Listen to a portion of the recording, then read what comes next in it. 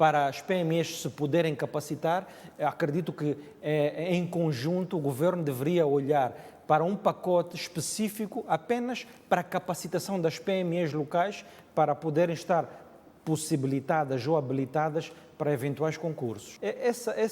Essa imagem que deixamos transparecer, infelizmente não é só imagem, é uma realidade.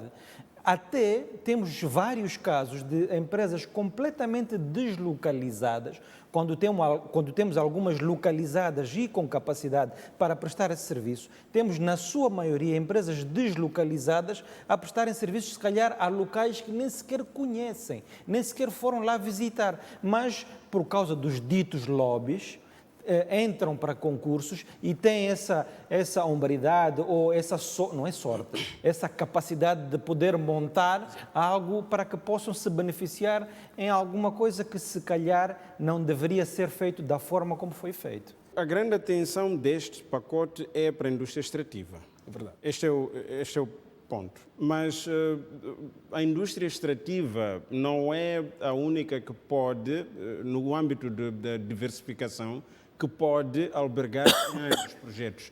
Poderíamos ter grandes projetos em algumas outras áreas que muito provavelmente era bom que igualmente discutíssemos. Na lógica da grande industrialização que se pretende, da transformação económica que tem sido propalada pelo governo, era necessário que nós tivéssemos igualmente previsão para outros setores e que tivéssemos isso codificado num quadro específico, que nem esta lei. Mas para o caso particular, eu acho que é o pontapé de saída. Nós já tivemos vários ambientes de normação que começamos por um setor e que depois vamos agregando. Este pode ser o ponto. O grande assunto agora é que se quisermos fazer um debate muito mais alargado, até com áreas que hoje não estão muito claras em Moçambique, se podemos ter a breve trecho uma indústria que justifica a discussão de conteúdo local, então vamos nos perder no tempo e muito provavelmente não conseguiremos dar ao empresariado nacional e aos moçambicanos a oportunidade de participarem com dignidade no processo de desenvolvimento nacional. Então é bom que se comece assim. Há necessidade de se fazer uma codificação maior? Mas eu acho que este é o primeiro passo. Queria voltar um pouco para a questão que discutia o Mukhtar.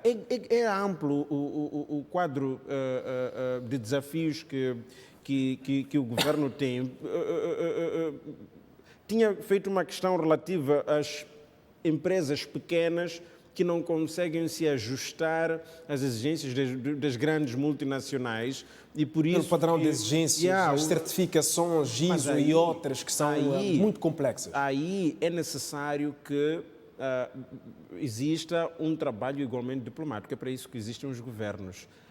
Tínhamos agora a Cimeira para Financiamento do Desenvolvimento na Espanha. Exato. O presidente esteve lá, mas... estar lá o presidente e outros deve significar começar-se a pensar na abertura de caminhos para que a África organizada, veja que temos a SADC, temos a União Africana, temos outros blocos regionais que percebem que parte das normas que são colocadas na exploração de hidrocarbonetos estão à margem de poder satisfazer o conteúdo local. Então, em bloco, é possível discutir essas pequenas normações que muitas vezes são relativas aos grandes projetos. Então, é um trabalho diplomático concertado, porque um Estado não vai conseguir fazer imposição, porque a empresa vai alegar que está num grande quadro internacional, essas normas. Mas os Estados podem militar no sentido de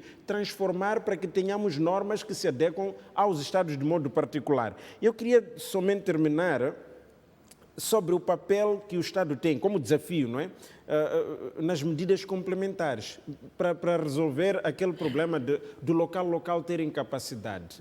Como é que nós asseguramos que o local tem conhecimento específico para a produção de comida para fornecer uma multinacional? como é que o Estado entra ali? Como é que o Estado impinge ou faz o lobby junto da banca para poder dar financiamento a estas empresas para que sejam de algum modo robustas? Então, há um papel igualmente do Estado. Por ter somente a lei, muito provavelmente não resolve todo o problema. Então, há que fazer algum acompanhamento. Se tivermos que discutir o local, muito provavelmente o local não consegue competir com Maputo. Do mesmo jeito que a indústria de Maputo tem dificuldades às vezes com a indústria global de produção de roupa ou qualquer coisa e que depois pode ser abafada no quadro dos grandes concertos da Organização Mundial do Comércio e outras. Então é necessário que o governo, depois desta norma, ou nesta produção normativa, espere mecanismos de como garantir que o local não seja esquecido nesta equação. Eu já estive no sistema financeiro, não vai funcionar. Não vamos colocar nada nem na proposta de lei, nem numa lei lateral para coagitar ou não é obrigar ou fazer com que o sistema financeiro esteja alinhado. Já se tentou no passado com a agricultura, de alguma forma, não aconteceu, porque as sociedades financeiras, os bancos, têm a sua modalidade e a forma de ser e de trabalhar que não estão completamente, eu diria, alinhadas com o que é o propósito global. Tem muito o seu nicho, tem muito os seus objetivos. Portanto, não acredito que vá funcionar dessa forma. Em relação ao que o Mustafa disse, o governo está com as contas apertadas. Verdade. É verdade. E eu diria mais. Muito recentemente, penso que foi no ano passado, foi lançado no PAI, penso eu, um fundo de garantia mutuária que até hoje também não funcionou. O fundo de garantia mutuária não é só papel, é um fundo que deve ter, passa a redundância, um fundo que vai colateralizar o eventual financiamento. Não é apenas de boca, portanto deve existir algo que garanta essa capacidade. Eu comecei por dizer isso para lhe responder o seguinte. Temos que olhar para a nossa realidade, nosso país, Moçambique, e nós estamos com as contas muito apertadas. Estamos a colocar praticamente tudo nas costas do governo.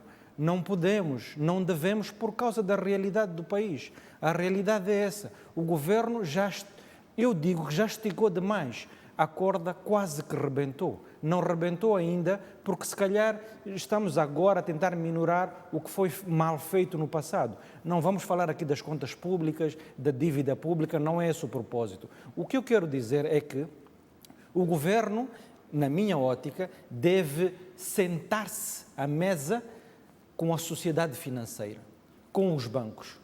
Envolver os bancos, os microcréditos, o Banco Central, para que em conjunto com a sociedade civil, em conjunto, possa-se encontrar alternativas como linhas específicas que não exijam o amarrar do governo, porque o governo não tem neste momento essa capacidade e até por vezes depende, e muitas vezes, de donativos, de valores que vêm do exterior para o seu propósito apenas. Agora, olhar para terceiros neste momento não é possível. Portanto, devemos ajudar em conjunto para que possa haver linhas de crédito específicas e aí, se calhar, amarrar os próprios bancos por via de uma norma específica junto do Banco Central, onde obriga a que os bancos comerciais tenham um fundo específico, guardado ou garantido, por exemplo, de todos os depósitos que são captados, digamos que 3%, 2% será canalizado para este fim apenas. Estou a apenas citar um exemplo, mas podem existir muitos outros. Mas é aí onde eu queria dizer, Mukhtar, a ideia não é obrigar, porque estamos numa economia livre, então o governo não pode obrigar, mas cria pacotes, faz um negócio, faz a discussão com a banca, faz a discussão com quem detém. Eu acho que o ponto é este. E às vezes criar linhas que ajudem a banca a achar atrativo o negócio de financiar este ou aquele, para que garanta-se que o conteúdo local possa sobreviver. Porque deixar eles igualmente a sua sorte é extremamente perigoso. Não há capacidade local, em termos de finanças, para poder suportar as exigências das grandes empresas. Então, eu acho que esse... Portanto, não tendo dinheiro, este governo deve, pelo menos, ser um estrategista saber de como soluções. exatamente, como é que faz a intermediação, no sentido para fazer disponibilização. E, por último, que talvez não tenha estado a ser muito discutido, é a necessidade de previsibilidade. A lei tem esta função, mas é necessário colocar claro aqui, porque só assim não afugentamos também os grandes projetos. Eu recordei-me disso porque me perguntava se